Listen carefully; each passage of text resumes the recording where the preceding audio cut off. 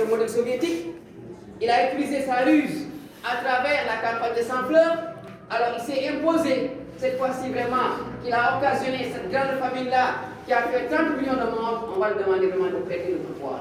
Voilà ce qui fait que les années 1960, 61, jusqu'en 1966, Mao n'est pas président de la Chine. Il est écarté du pouvoir. Il va rester secrétaire général du PCC.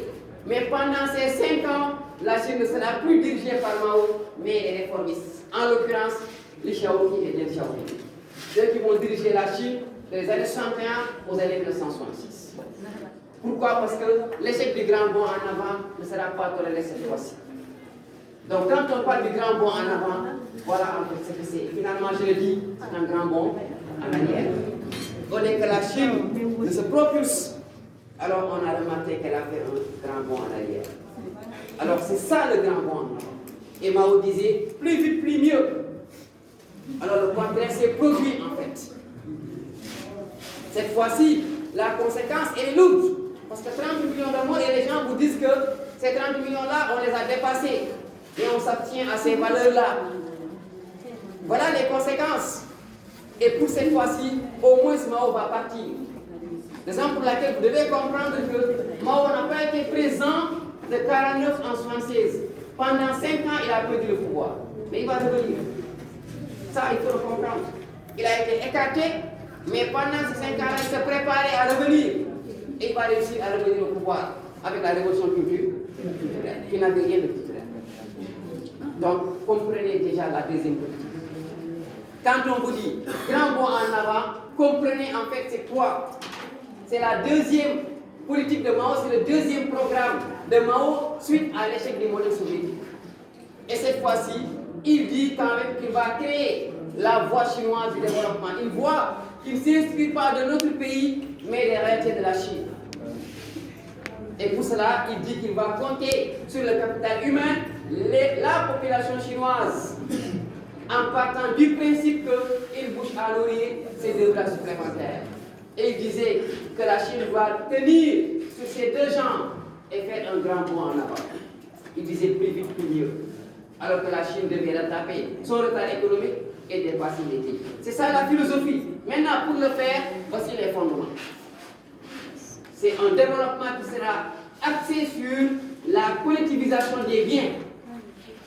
Un développement à travers lequel on va alterner tradition et modernité, sans oublier l'expérience des hauts petits fourneaux, ces unités de transformation, de sidérurgie qu'il va créer à l'époque.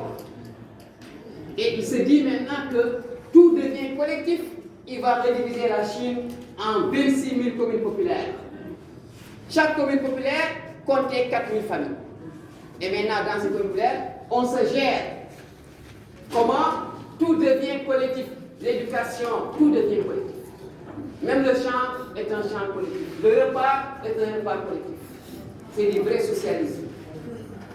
Malheureusement, comme les Chinois n'étaient pas préparés à cette pratique-là, ce qu'on remarque, c'est le découragement. Parce que imaginez une société où personne n'est responsable. Rien ne vous appartient. Tout appartient à la communauté. Finalement, c'est la paresse qui va se développer. Parce que dans tous les cas, alors, comme je l'ai dit, présent ou pas, vous allez bénéficier de tout.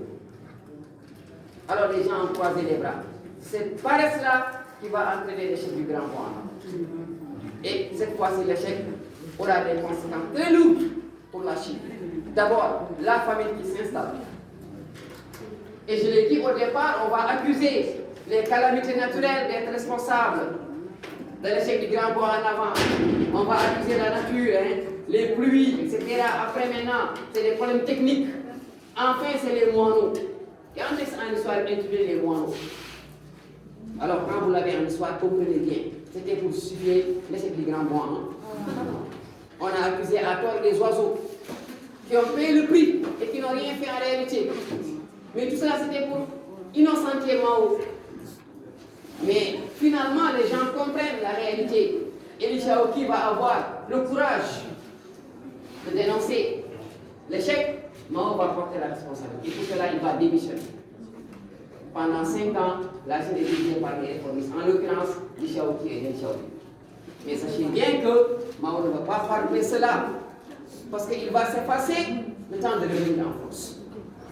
Pendant ces 5 ans-là, ils vont chercher à vraiment redresser la Chine en collaborant avec les pays occidentaux, notamment l'Australie. Ils vont importer du blé, etc. En quelques années, ils vont régler la question de la famine. Mais malheureusement, ils n'auront pas assez de temps, parce que déjà Mao se prépare. Et dès 1966, il va lancer sa fameuse révolution prolétarienne, qui était pour lui l'occasion de revenir encore au pouvoir. Et il va réussir à reconquérir le pouvoir en humiliant ces gens-là, en les envoyant dans ce qu'il appelle les camps de l'éducation. Ils vont aller là-bas. Il va envoyer Shaoqi et Deng Xiaoping dans les camps. Et Li Shaoqi va mourir là-bas. Il ne reviendra pas cette fois-ci. Il disait que ces gens-là ont été indisciplinés.